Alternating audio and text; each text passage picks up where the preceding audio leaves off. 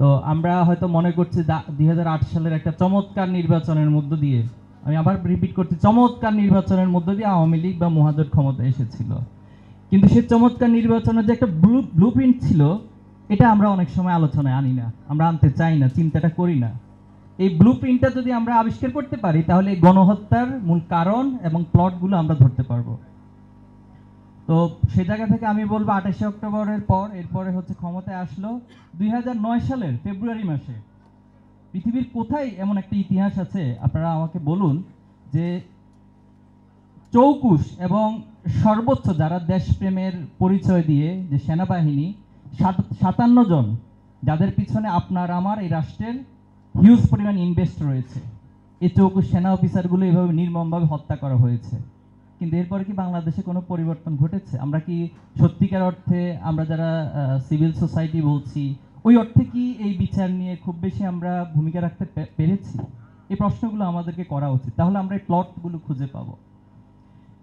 এরপর যেটা হলো যে জামাতে ইসলামের নেতৃবৃন্দ, জামাত মানে তো তখন এটা হচ্ছে একটা অচ্ছুত জিনিস ছিল, এখন জানি না কি অবস্থা আছে, আল্লাহ ভালো জানে।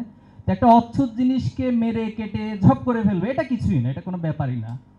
2010 সালের একটা হাস্যকর মামলাটা ছিল যে তারা ধর্মীয় অবমাননা, যে দলের লোকজন আল্লামা সাইদি হুজুরের ব্যক্তি সারা দেশে মানুষদেরকে ইসলাম শিখায়, তাকে বলা হচ্ছে তিনি ধর্মীয় অবমাননার কাজ করেছে, তাকে সেই মামলা দিয়ে গ্রেপ্তার করলো। আমরা সবাই তাকাচ্ছি, সমস্যা তো নাই, এটা তো জামাত, অসুবিধা নেই।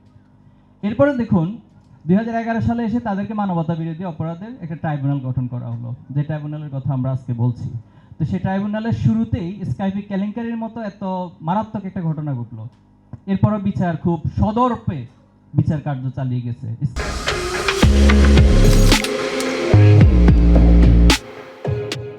তো দেখুন এরপরে বিচার শুরু হলো, সেখানে আমরা শাহবাগ তৈরি করলাম। শাহবাগের মূল কথাটা হচ্ছে যে মানে আমাদের কোনো জাস্টিস প্রয়োজন না, আমাদের একটা ফাঁসি প্রয়োজন।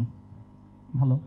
এই যে গুমের প্রশ্নে আমার আগে আমার সম্মানিত বোন উনি অনেকগুলো বিষয় বলেছেন, যে অধিকারের রিপোর্ট অনুযায়ী 2699 জন হচ্ছে বিচার বহির্ভূত হত্যাকাণ্ড ঘটেছে, আর অধিকার যেটা 23 সাল পর্যন্ত রিপোর্ট দিয়েছে 677 জন এখন পর্যন্ত গুম হয়েছে।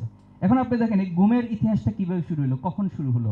আমি আপনাকে স্পেসিফিক তথ্য দিচ্ছি। 2012 সালের ফেব্রুয়ারি মাসে ছাত্র শিবিরের ইসলাম বিশ্ববিদ্যালয় কুষ্টিয়ার 2 জন সদস্য, তারা কুষ্টিয়া থেকে ঢাকা আসতেছিল, সাভারে তাদেরকে হানিফ পরিবহন থেকে নামিয়ে ওয়ালিউল্লাহ এবং আল মুকাদ্দাস প্রথম বাংলাদেশে ঘুমের যাত্রা